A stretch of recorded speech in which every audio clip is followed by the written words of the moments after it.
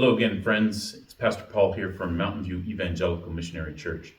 We're a country church that's located 4.4 kilometers east of the number 2 highway on Secondary Highway 582. We're about 7 or 8 minutes outside of east of the town of Didsbury, Alberta. I just want to do another midweek check-in with you and do sort of a mini recap of the sermon from last week. For the first time, we actually dove into the Gospel of John, and we noticed that there is a definite prologue to this book. The first 18 verses of this book is a prologue. If it was a modern book, it would probably be set apart as a separate chapter with a word like introduction or prologue in front of it. And what we did was we read the entire first 18 verses, and then we went back and really dove into the first 5 verses. So our first point was we examined what was the purpose of the prologue.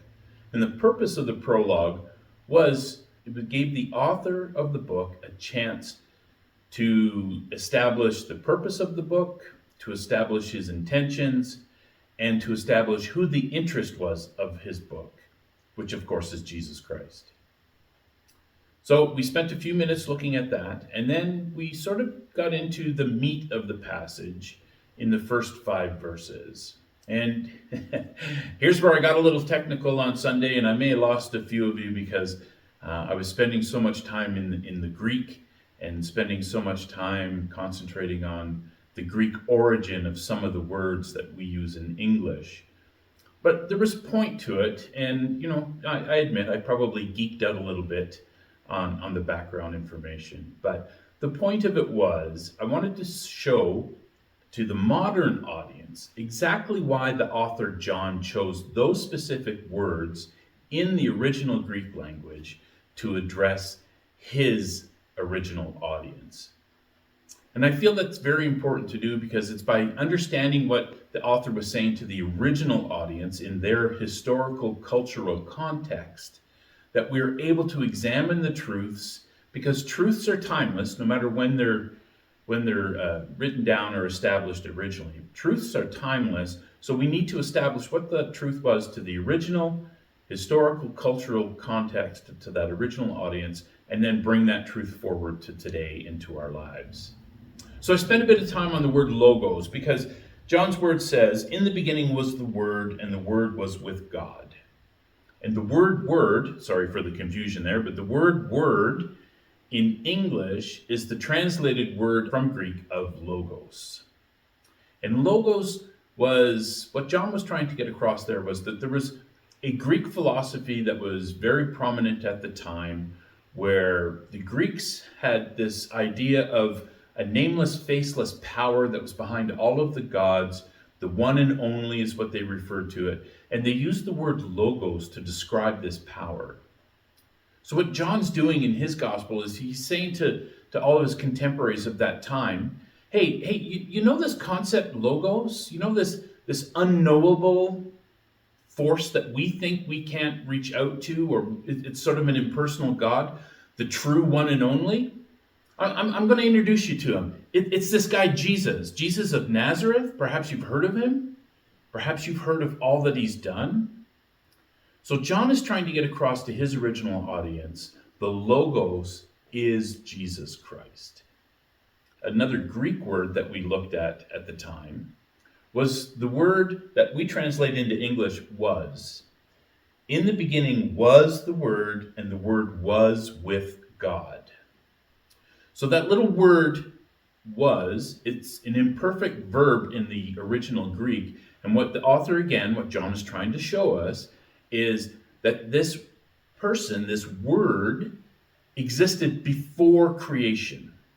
Because he deliberately uses the phrase in the beginning for his Jewish audience. That would have, of course, brought to mind Genesis 1:1, in the beginning God created. So John is deliberately drawing his Jewish audience back to that phrase to say, in the beginning, the Torah, the book of Genesis, tells us in the beginning was the beginning of creation, but John's trying to draw our attention to the fact that this logos was in existence before the beginning of creation.